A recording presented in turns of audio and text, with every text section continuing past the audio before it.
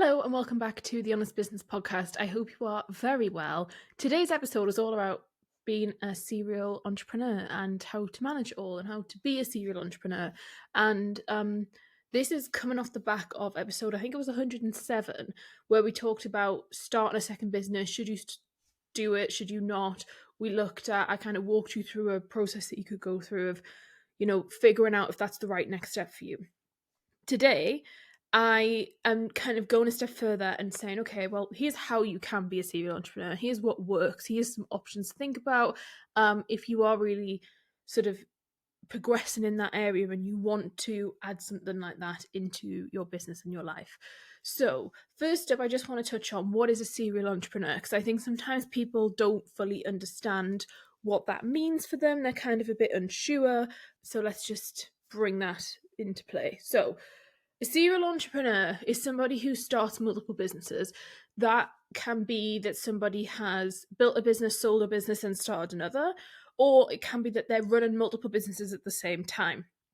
I think often people think of serial entrepreneurs as individuals who are running multiple things at one time, but I think it's important to remember that you can be a serial entrepreneur and you can have, focus on one thing and then exit or move on, or dissolve a business and then create another.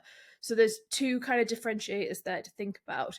And what massively I think is important to think about in terms of if you're wanting to be a serial entrepreneur is you need to think about what type of entrepreneur do you want to be. Do you want to be someone who has a touch point on all of them? Are you wanting to be someone who has a leadership team that spearheads all these different businesses? Are you someone who wants to have a group of businesses? So you might be someone who has similar interests, similar skills, and you can see how 3 or 4 or 5 businesses could sit within a group, and you're kind of like a group CEO, group chairman, or someone who kind of spearheads this group, and then you've got a leadership team underneath you. Today, I want you to really think about this can be anything, and this can be also as big or as small as you want it to be. So it can be that you're going to start this group and it's going to have so many businesses, or it might be that literally you have 2 small businesses that are different from one another, and each of them generates 50 grand a year or 10 grand a year. Like, you really get to decide what being a serial entrepreneur means to you and what that is, sort of what that definition is for you. And it's important that you create your own definition. I think something that is very important, though, to take into consideration is there's a difference between being a kind of multi-passionate individual and having loads of different interests and skill sets, and then being a serial entrepreneur. There's very two different things, and I think people really assume that it's quite easy, that if you've had a successful business or you run a successful business, that you can easily just start another and kind of add something on top of it. And whilst that's not me saying that's not true, because for some people it is, I think for a lot of people they underestimate the kind of balancing, the juggling, and what's actually involved in getting that moving. So we must think about mindset when we're thinking about, what makes a successful serial entrepreneur. And I really come back to some of my clients, actually. So not all of my clients are serial entrepreneurs, but a few of them are. And there's a very differentiator between those that are and those that aren't. And it's not like one's better than the other. I just mean there's some kind of common themes that run throughout that I can see. So those who are successful serial entrepreneurs are kind of the never stopping types who love to always be doing something, very sociable individuals. They have very strong networks. They like to kind of be amongst people. They're very happy to learn. They've always got a learning attitude. They're always happy to kind of invest in themselves. They're very forward thinkers. Again, that's not me saying that you have to be all those things in order for it to work, because, there's many people that will not fit in that. But as a general trend, there is this, I think you have to have this hunger if you're going to be a serial entrepreneur of it's a lifestyle, it's a choice, it's something that I'm wanting to be involved with, and it's something I'm choosing. If you are someone who enjoys being self-employed and enjoys being kind of in control of their time and make your own money on your own terms, that's great. I think you have to really figure out, why do you want to be a serial entrepreneur, which I know we kind of touched on briefly in episode 108. But the mindset piece is important, because people who are successful serial entrepreneurs, things aren't really an issue for them. Things aren't really a big problem. They can understand duality, they understand nuance, their emotional intelligence has to be quite high. They really understand the idea that one business could be doing amazingly and the other one's going to potentially be really struggling, and that the two things can coexist at the same time. You've got to be a really good problem solver, in my opinion, if you're going to be a serial entrepreneur. And I think it's really important that we encourage more women to be serial entrepreneurs, because women are fantastic entrepreneurs and women are fantastic serial entrepreneurs. And so I don't want this to be an episode of, like, I'm not saying don't be one. I'm just trying to explain and kind of give you insight of what I know to be true on it. Understanding your why is really important. And I know we discussed this in episode 107, but understanding your why is important, because when you become a serial entrepreneur, because you've then got so many priorities all at the same time, all wanting your attention, your why is what will guide your decision making in order to stay aligned with who you are and your value set. And that's really important, because sometimes the practical decision and the one that makes the most business sense will not be the one that aligns with your why and aligns with your value set. And so really having a clear understanding of, what is your why? What do you believe in? What is the point of having two businesses? Because as we discussed in episode 107, it's like, you've got to get really clear of, I'm choosing to have 2, 3, 4, 5, 6, 7 businesses versus growing, scaling, changing, evolving one business that I've got to X amount of money or X amount of revenue or X amount of value. That has to be super clear in your head. Why is there two? And your why will really connect in with that and help you create that solid image and picture in your head. Now, something I think is important to talk about is the practicalities of, how do you manage it all? How can you manage having multiple different ventures all at the same time going on? So let's just rewind a minute. Your time is your time. Everybody has got a different 24 hours in the day. So yes, you might have 24 hours in the day, but everybody is kind of starting at various different points of privilege, of choices, of options, of location, of resource. Like, there is so many different factors that come into this. What I would say to you is, you're going to get really clear on, how much time do you actually have to work? How much time do you want to work? How much time have you got to give? How much energy have you got? And it's really important that you look at this from an energetic perspective, not just a physical, numerical time, because energy is often more valuable and valid in terms of figuring out how you're going to manage to fit everything in than it is time-wise. Because energetically, you might be able to do something in sort of 10 minutes if you're in a good energy space, but if you're in a crap energy space, it might take you 3 hours because you can't focus. So really think about, what time do you have available to yourself? Which businesses are going to get X amount of attention? In a business life cycle, if you think about it, let's just say you've got 2 businesses, or 3, let's just say 3. If you've got 3 businesses, each of those 3 is going to be at a different point of its life cycle. Hopefully they will be. If you're starting 3 off the ground from the bat, I'd really say that's a bad idea, personally. Do what you want with it. Disprove me all you like, that's great. I'm not saying it's impossible, but I'd highly recommend that you don't just start 3 ventures all at the same time and say, let's just do this and let's see what happens, or see which one works the best, because I can pretty much guarantee that it's not going to give you a valid set of results. What is much more helpful is if you have different sort of projects and different businesses at different points of their life cycle, so that you can then easily start to allocate time, and you can then start to allocate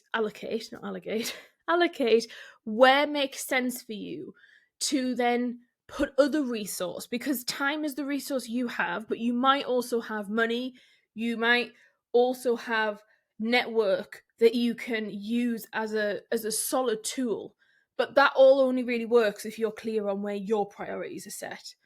And I think something you need to really think about is, are you going to do themed days? Are you going to have, 1 day a week working on this thing and 3 days a week working on something else? Are you going to have it where it's split morning and afternoon? Are you going to have it where somebody else is in charge of business number 3 and you're only checking in sort of a couple of hours a week? That is all stuff that you've got to get clear on your head. And I would argue that if you can get really clear on this, it will make the journey easier. Like, the clearer you can get on what you want it to be, the more effective it will be once you start to try and implement it. Because if I have people who will say, like, I don't really understand what it's going to look like, I'm not really sure, I'm just going to play it by ear, I totally understand where that comes from, but there's almost this kind of disconnect between what is actually going on and what isn't. Sorry if you can hear that. My my laptop started ringing, still viewing. So really think about, what does that mean to you? And then think about, how do you want to show up as a serial entrepreneur, as your identity as a serial entrepreneur? Now, some of you might not. Your identity might not become being a serial entrepreneur. I'm not saying it should or shouldn't. I'm just saying some people choose to be a serial entrepreneur because they like the sound of it and they want this like label. And if that's the case for you, I'm not here to judge you. I'm here to say you need to be understanding why. What is it that you want? Is it because you want to go to networking events and you want to speak to people and say, you know, I have this business, I have that business? If that is the case, you need to understand, when are you actually going to do that? Because otherwise, and I've seen this happen before, where people will then just end up with multiple businesses. They don't have any joy in it. They don't do any of the things that they want to do with it. And it's just a massive chore that they've got loads of responsibility and various different financial commitments with. So get really clear on, what is the pro, what is the benefit of having those two businesses? So if it's money, so most people, it's like, okay, I want this business so that it can create me X amount of money, and then I can kind of live off that, or I can put it in my pension, or it's kind of like my fun money. If that's the case, I then need you to figure out, what does that mean to you? What's the value it has? And then also, how long are you going to work at it to get it to that point? And then at the point at which you get it there, have you got to outsource? Have you got to change? Have you got to shift? Like, how are you going to make sure that the actual outcome you want from being a serial entrepreneur is going to be met? Because that is where most of the time it really does not work out. Now, in terms of managing it all, another thing that really works well is time blocking. And we've spoken about this before, but whether that's hourly time blocking, whether that's, you know, in 10-minute chunks, whether that's daily themes, really understanding when are you going to work on things is important. Having really good systems in place is really important, and I'm going to talk about that in a minute. So, how do you enjoy it? That's something we have to get really clear on, because you've heard me say there that I've said, you know, some people don't enjoy it, or you have to really work at it to make sure that it is something that people want to kind of be a part of long term. One of the ways you enjoy it is that you start to view everything as a journey, and you start to see it as like, this is just one big game and we're playing a game, and this is the entrepreneurship game, and this part of it, you know, you're going to have struggles and you're going to have good times.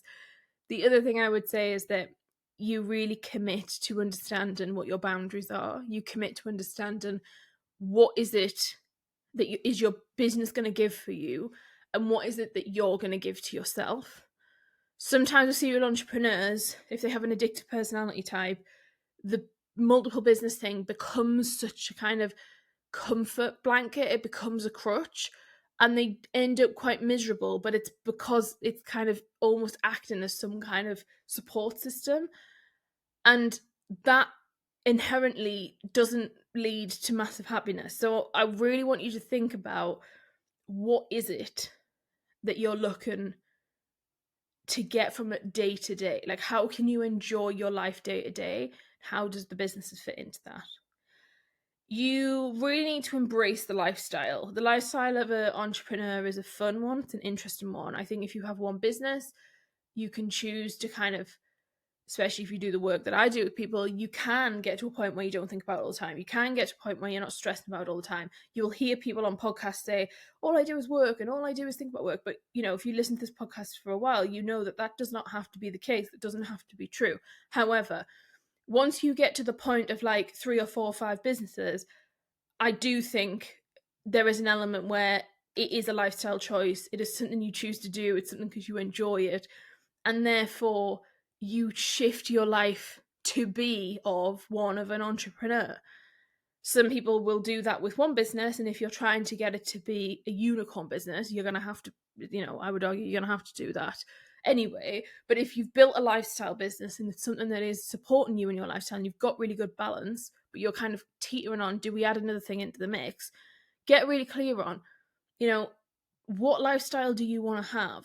Do you want to go into the kind of serial entrepreneur lifestyle where, and let's just give an example here, right? Because I think this is really important. I'm talking about if you go on holiday, do you want to be stuck on the phone and have to pick up the phone if something goes wrong? If you have got 3 or 4 businesses, it's highly likely that that answer will be yes, you have to. You can have all sorts of things in place, but the likelihood of you going away for 3 weeks at a time or 2 weeks at a time and all 3 or 4 businesses running 100% smoothly, no issues, and no one having to contact you, even with the most amazing systems in place, I would say it's very unlikely that you will manage to do that. I think that's really unlikely. I'm not saying it's impossible. I'm not saying it'll never happen, but I think it's unlikely for you to assume that that is true. With one business, can you do that? 100% yes. I'm quite confident in that. We do that all the time. I do that. I've got 2 businesses trying to do that, but I think it's really important for people to understand, like, there does come a point where numbers comes into play, and you can only have a certain amount of businesses before your life is a one of an entrepreneur. And it's not me saying that's good or bad. I'm not me saying you should want to do that or not want to do that. It's just about you making a conscious choice and understanding what the options are. We've touched on time management. I think, time management is the number one thing. Procrastination is huge. People who are serial entrepreneur get the procrastination under control. They really figure out this is not worth procrastinating over. It isn't worth the faff and the brain space taking up. So really figuring out procrastination, discipline, self-discipline is massively part of this, and whether it's going to be successful or not. I personally believe being a serial entrepreneur is it takes a type of person. And if we're talking about someone who exits a business and then starts another, I think that's a slightly different conversation, over a period of a lifetime. But if we're talking about people who are running multiple things at one time, it is definitely a study of a human being who chooses to do that. And I'm really excited if that's you. Like, if you're listening to this and you're thinking, yeah, this is great. And if some of you are listening thinking, God, this is definitely not me. Again, it's totally up to you. Like, multiple different ways of looking at things. What have I seen work well? Okay. I have seen people who have businesses that are in a similar industry but are building 2 different products that complement one another. That can be really cool. So you've got an education-based business, and then you've got some kind of tech company that then joins together, and that's a lovely match made in heaven, but they're 2 separate businesses. Great. I've also seen people where one person has you've got a service-based business and then you have a product-based business, which is kind of like me. That works quite nicely sometimes. I have also seen where people have 2 skill sets and 2 services. So it's a service-based business on both ends, but they are providing either a different sort of providing a solution for a different point in a customer journey. That works well. Then you've obviously also got people who have literally had like multiple different careers and are multi-hyphenates, and that also works. They've got, I'm trying to think, I've got someone who has got, let me think, I don't actually know how many there is, but she's got like a few different things going on, and there's always something new. There's always like something new, and she's just well connected and she loves it, but that's her lifestyle and it's part of who she is, and it's very natural for her to be in there. So I think having businesses that complement one another is a really cool idea. I think what else works is when you have a skill set that is very desirable. So if you think about, if you're a coder, for example, if you are a coder or you have incredible kind of web design skills, you can benefit highly. Like, you can become a serial entrepreneur in terms of joint ventures and in terms of tagging along on the end of other people. So maybe you've got 2 co-founders and you go in as the third. There's a lot of opportunity there for you to make a hell of a lot of money and be involved with sort of 3 or 4 or 5 businesses at a time, and it not completely take over your life because you're in there and your value is based on the fact of how good you are at a skill. And that can work very, very well. And, you can retire off that. You can have a fantastic time through that. So if you have a very niche skill set that is desirable, that can work very well. Where people go wrong, right? I often think people go wrong with starting businesses with friends, starting businesses with like colleagues in the industry. I see this all the time where like a new thing will pop up and they've spent loads on branding and loads on a photo shoot and loads on all sorts of collateral, and you can clearly see they've spent ages of time figuring the offer out and getting everything in place, and it's like all this stuff goes on. And I just look and think, this does not make any sense. And I'm like viewing it all thinking, hang on a minute, why? And I have like millions of questions. And that's not me saying I'm right. It's not me saying, like, crack on, it's good for them. Like, I'm not here to try and persuade people one way or another. I'm just here to share my kind of thoughts and expertise around. I see that go wrong more times than I see it go right. Just because something works, and I'm using air quotes here, does not necessarily mean that that is a good idea or that something needs to be executed on. I've also seen people go wrong when they start too many businesses at once, which happens lots and lots. I also see it happen where people have a successful business and therefore think that they're going to try and like take their skills and do something completely random, and then realize that there's like a whole other minefield involved with whatever they're trying to do. What else have I seen go wrong? I've seen it go wrong when people are when they struggle to really figure out the stuff we've just spoken about the why and about the management of it, and they end up so stressed and so unhappy, and they end up in such a state that they don't want to do either business anymore. And that's really sad. And so I'd really like urge you, this is why I think this episode's really important, of doing those things I mentioned at the start, because it almost like all goes well until it doesn't. And I know you can say that about so much in life, but I feel like this topic particularly is really one of those where people will not realize that something's wrong until afterwards, until they've got hindsight reflection, until they can like really look back and go, that just didn't make sense, or like that just didn't feel good. So really, really understand what is it that you're trying to do. And I'd be very cautious of going into business with other people, going into business with friends, colleagues, team members. And again, that's not me saying that I wouldn't do it. It's not me saying don't. It's not me saying that you can't have beautiful opportunities from that. And it's not me saying that it's always going to be a disaster, because actually I have clients who have been in relationships with each other, have worked together, have like all the things I've just mentioned. I've got clients who have actually done that. So that's not me saying that it's not going to work. I am just saying that it's unusual for it to work extremely well. And I think if you're gonna do it, there's a hell of a lot of things to be put in place. That's not me. This is different, by the way, from joint ventures. It's different from you in your business partnering with someone and doing something over a period of time, whether that's months, whether that's years, whether that's a couple of weeks, whether it's a one-off. That's completely different to starting a whole venture whilst running something else. And I really want to make this clear, right? What I'm talking about here is the relationship and the duality that exists when you have two or more businesses that you're trying to run and maintain and lead all at the same time.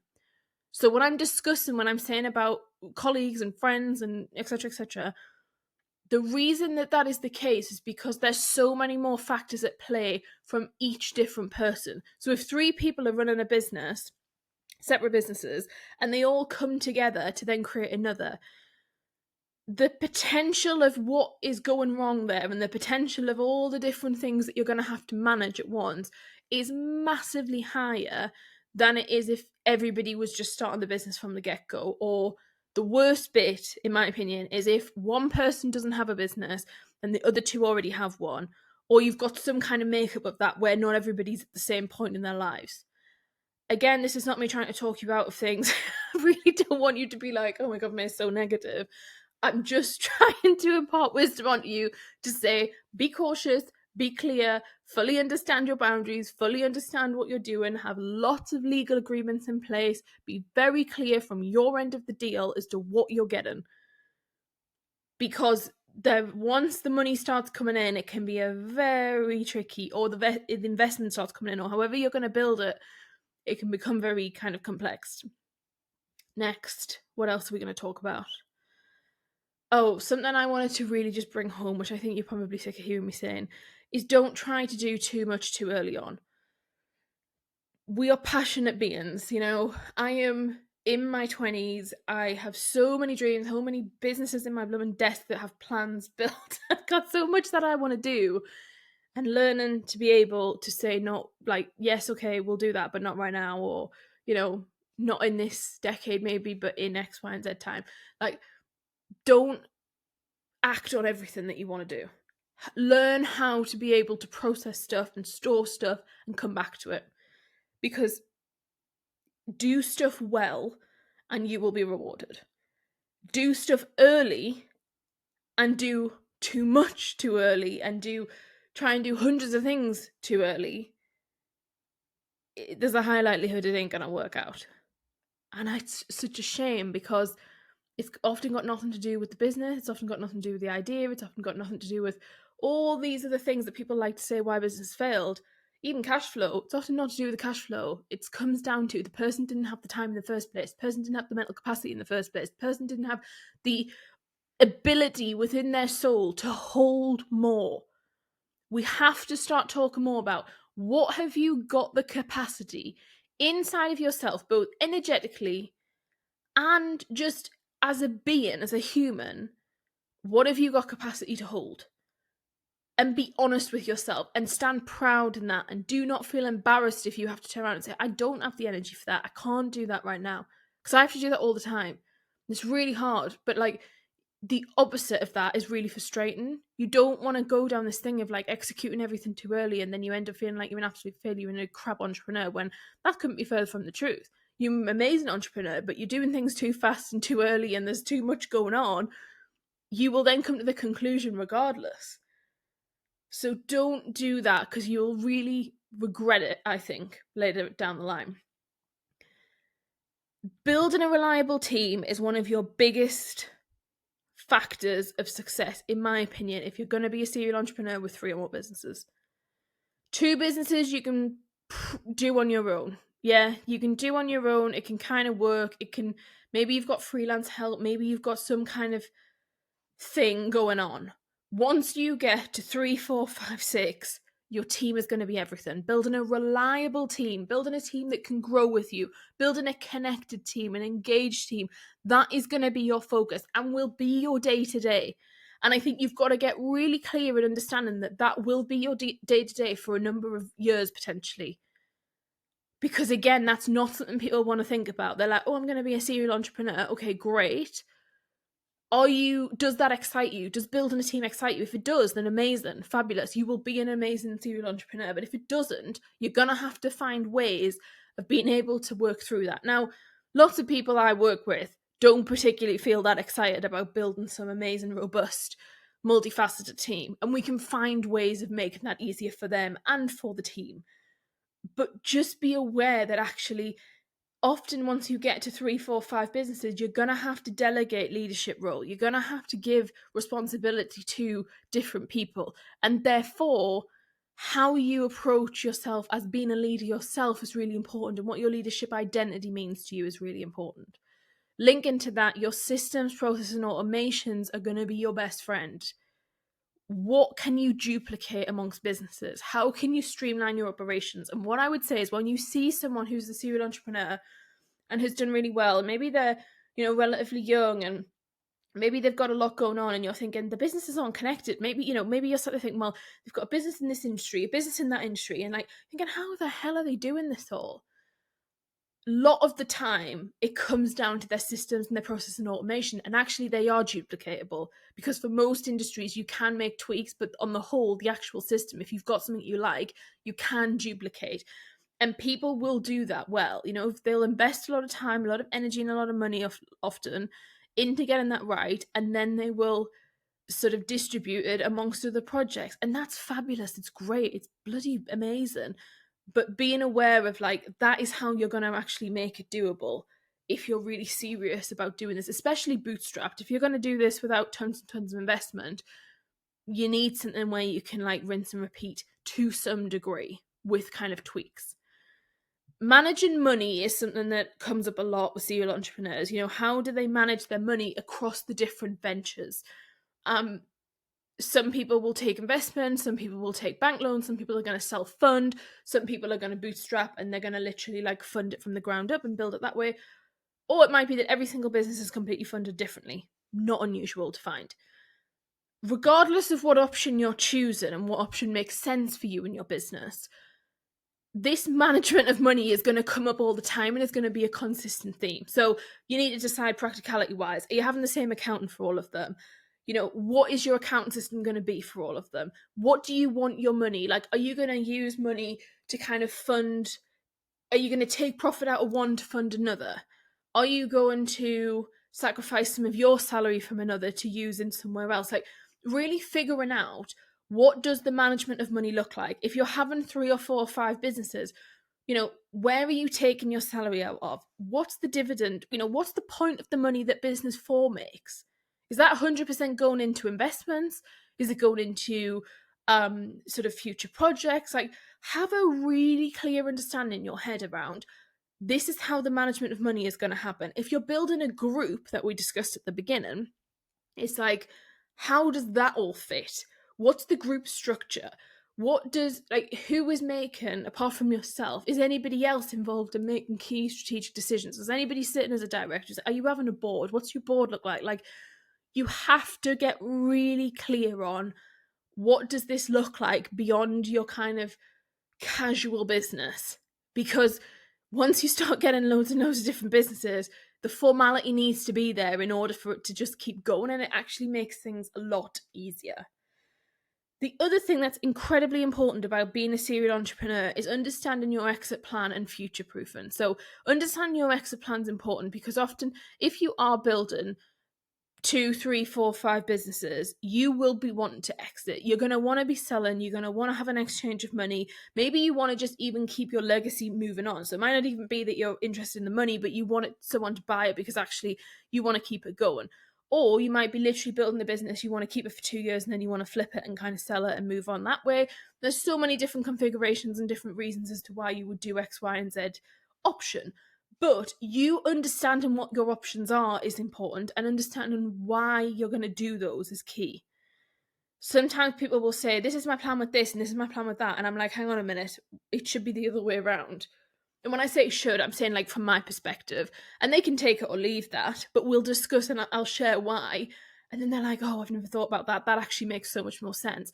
And if we dig into, you know, like, why were you going to originally do X, Y, and Z thing? It's like, because so-and-so told me to, or because I didn't think you could do that with X business. And it's all about kind of what feels comfortable to someone. But so often what feels comfortable to us is not necessarily the most sensible decision to make, or the one that makes the most business sense or is the most profitable. And again, that's not me saying that that has to be a reason to do something, but I'm just saying if you're exiting, typically you're looking at financial stuff. So understanding your exit plan is important. Future-proofing your business is very important. If you've got multiple things going on, you've then got multiple different situational planning you need to do, kind of crisis management planning you need to do. Like, all of the stuff is just 2 or 3 or 4 or 5, 6 times of a normal business. And understanding how does that then connect together is important. Even down to, what happens if you die? If you die tomorrow and you've got 3 businesses, what's happening? Who's taking charge of it? Who's got this going on? What is in place? Have you got anything written up? And I know people don't want to think about that, but the reality of it is if you've got multiple businesses and you're employing multiple people, it is incredibly important that you have that in place. So really understand, what are your future plans and how can you future-proof the health and livelihood of your business? And that's sort of a whole piece of work in itself. Linking to that, comprehensive risk management is something that you need to think about. Because often if you're running multiple businesses, your risk is therefore diversified, some will argue, and that's often a great thing, yeah? Loads of people talk about diversifying risk and they say that's amazing, that's fantastic, and it is, it's great. But it can also be a curse when you've got multiple businesses, especially if they're all in the same industry, or especially if, yes, you've got multiple businesses, but have you actually just got multiple different beasts that you're trying to handle? And actually, if one external factor came in and whipped out your market, all of the businesses would suffer. And again, that's not me saying that means you shouldn't have businesses in the same industry, because I've just, again, said earlier, it's a good thing to have them sometimes. But it's about you being aware of what would happen. So a great example is like COVID, for example. COVID came and COVID's, went. I don't know if it's really went, but it's going. It's doing something. Risk management wise, I'm not saying we could have risk managed COVID, but just use it as an example. Take the businesses you have now. How did COVID affect them? Were you completely unaffected by one? Were you benefited by one? It's fantastic if you can have a portfolio of businesses where one of them's going to thrive, even if the other one completely flopped and all their ability to have revenue was gone. So, for example, were you someone who owned a hotel, you also owned an ice cream van? Well, if you own those two businesses, the point COVID came round, you're absolutely stuffed for the both of those two options. Maybe you also had a beauty business. Again, third business completely off the cards because of COVID. So it's like those three all would have knocked out at the same time. Had you had, some sort of online business in the mix of that, then you could say, oh, well, the online business could have boomed. And this is not me saying, by the way, if you're in this situation, I'm not saying you should have knew that and you should have had this all in place. I'm just trying to demonstrate to you that comprehensive risk management, when people do that work, they literally look inside of the business at the business. If I'm doing it with someone who's an entrepreneur and has multiple businesses, I take a massive step out and a bird's eye view. It's almost like a drone view of their whole life and their whole business. And I really dissect what is going on, and we look at it from various different pointers.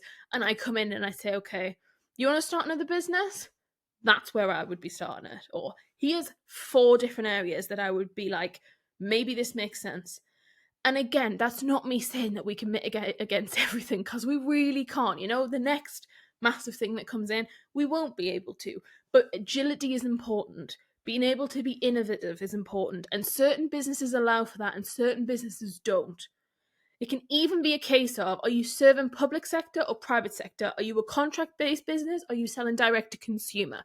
Like, really simple tweaks and changes can help make something way more risk. Well, it can reduce the risk that you're sort of exposed to. You'll never reduce it to zero, but comprehensive risk management is a really important piece of this work, and situational planning as well, what we mentioned.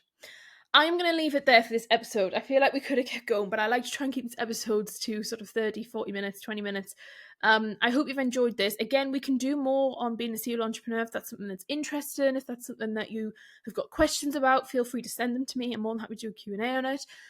But I hope that this has brought you some kind of insights, thoughts to think about, and taken a further deep dive. If you are a serial entrepreneur, or you're in the process of becoming one and you want support with that, you're looking for an advisor to sit amongst all of the businesses, or you're looking for a coach for yourself, or someone who can really hold space for you and take in and understand all the different businesses you've got going on and give you advice that actually is informed on those, then feel free to contact me, and we can have a chat and we can discuss sort of what your situation is, because I know everybody's situation is so bespoke and so different, and therefore, I'm more than happy to provide bespoke solutions to this kind of stuff, to find something that fits for you, because I know it's hard. I know it's hard sometimes to find that kind of support that will look across things rather than just directly in one area.